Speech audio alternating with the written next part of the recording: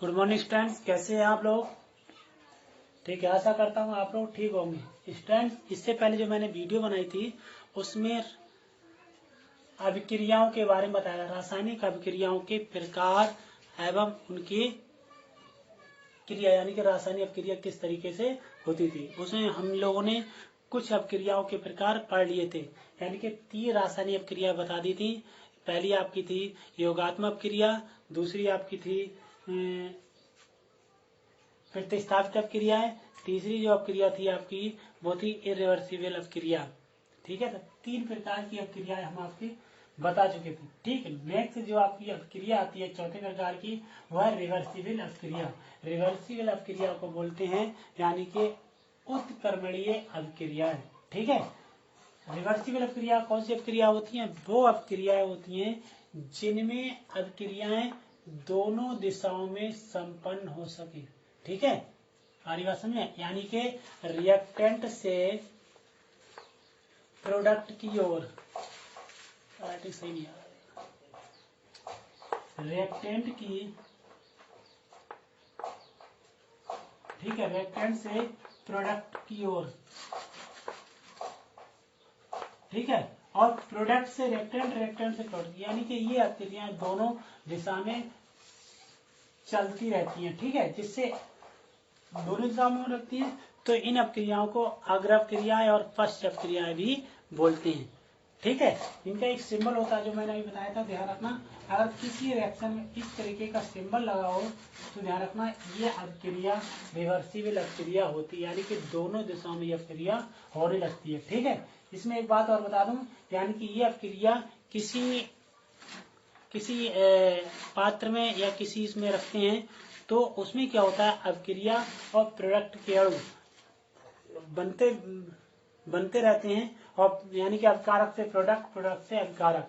ठीक है, अगर किसी बंद पात्र में ये अभिक्रिया करा दी जाती है तो एक कंडीशन ऐसी आ जाती है जिसमें अभिकारक और प्रोडक्ट, यानी कि रिएक्टेंट और प्रोडक्ट के जो मॉलिक्यूल्स होते हैं वो बराबर हो जाते हैं, या ऐसे भी कह सकते हैं, यानी कि अग्र अभिक्रिया और पश्च अभिक्रिया की जो गति होती है वो बिल्कुल समान हो जाती है, और एक कंडीशन ऐसी भी आती है जो बिल्कुल अभिक्रिया होना बंद हो जाती है, उसको बोलते हैं साम्य अवस्था, इक्विलिब्रियम स्टेज।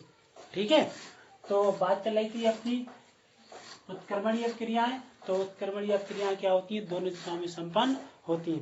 ठीक है, जैसे इसका मैं एग्जाम्पल ले लूं, देखो ये हाइड्रोजन की अभिक्रिया, आयोडीन की अभिक्रिया हाइड्रोजन के साथ होती है तो बनता है हाइड्रोजन आयोडाइड। क्या बनेगा? Hydrogen iodide. ठीक, यानी कि हाइड्रोजन आयोडाइड और हाइड्रोजन दोनों अभिक्रिया क्या बनेंगे? Hydrogen iodide. ठीक है, और हाइड्रोजन आयोडाइड से हाइड्रोजन आयोडीन भी प्राप्त हो सकती है। ठीक है, तो ये अभिक्रिया क्या कहलाएगी? आपकी इरिवर्सिबल अभिक्रिया। ठीक है, नेक्स्ट लोग दूसरी अभिक्रिया देखते हैं। दूसरी अभिक्रिया में क्या होता है, जैसे नाइट्रोजन और हाइड्रोजन, इसकी जो क्रिया होगी तो बनता है NH3। ठीक है, क्या बनेगा? NH3, लेकिन हाइड्रोजन के 3 3 2। ठीक, तो ये नाइट्रोजन और हाइड्रोजन इन दोनों क्रिया बनेगी तो ये क्या बनेगा? अमोनिया। ये क्या बनेगा? अमोनिया, और ये क्या हो जाएगा? Hydrogen iodide.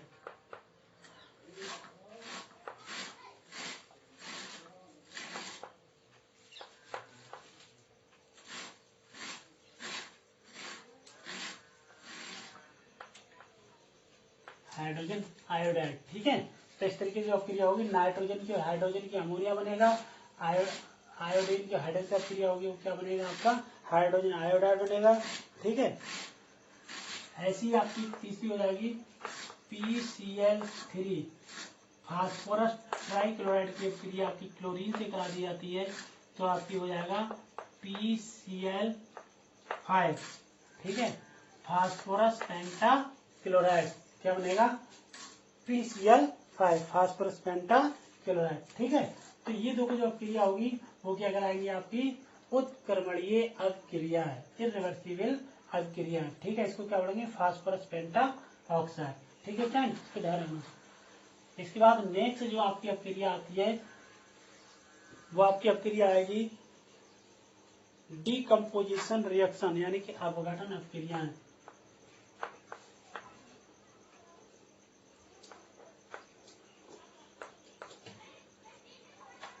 डीकम्पोजिशन रिएक्शन,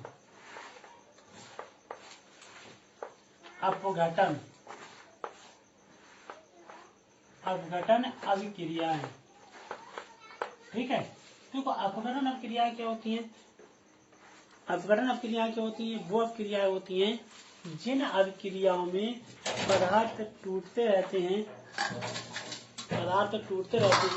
और टूटने के बाद कोई नए पदार्थ बनते हैं, तो बोलते हैं अनुत्क्रमणीय अभिक्रियाएं। ठीक है, देखो जैसे एग्जाम्पल मैं आपको बता दूं, पोटेशियम क्लोराइड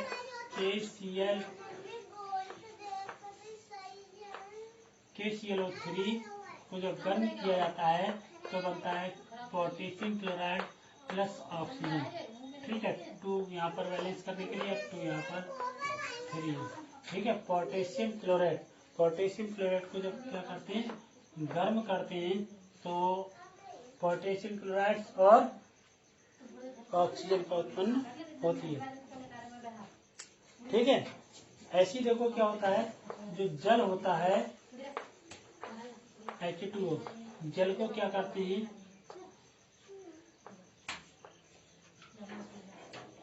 जल को जब आयनित किया जाता है, यानी कि अपघटित किया जाता है, तो हमेशा ये टूटता है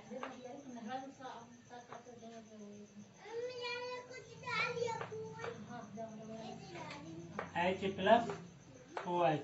ठीक है, ये आयनिक अपक्रिया भी हो जाएगी, लेकिन इसको बोल सकते हैं हम 2H2। ये आयनित होगी अपक्रिया। ठीक है, आयनित नहीं कर रहे हैं हम लोग, किसमें कर रहे हैं, अपघटन कर रहे हैं। ये हो जाएगा आपका H2, यहाँ पर 2 ले लेना। अच्छा, H2 प्लस O2, ये जो अपक्रिया क्या कहलाती है, वो हाइड्रोजन और ऑक्सीजन में टूट जाती है। ठीक है, इस तरीके से जो रिएक्शन बनती है उसको बोलते हैं अपघटन अपक्रिया। ठीक है, क्या बोलते हैं इसको, अपघटन अपक्रिया। ठीक है, तो ध्यान रखना, ये 5 प्रकार की अपक्रिया हम लोगों ने पढ़ ली। ये अपक्रिया क्या कहलाएंगी, अपघटन अपक्रिया। ठीक है, अगर अपघटन अपक्रिया को डिटेल में पढ़ते हैं तो इसके भी कई पार्ट हो जाते हैं। ठीक है स्टूडेंट्स, तो अब आप इसको पढ़े ना, उसको इसके अभी टाइप्स अगर पढ़ने की जरूरत पड़ेगी तो मैं उसको बता दूंगा। ठीक है, तब तक इसको रिवाइज करना।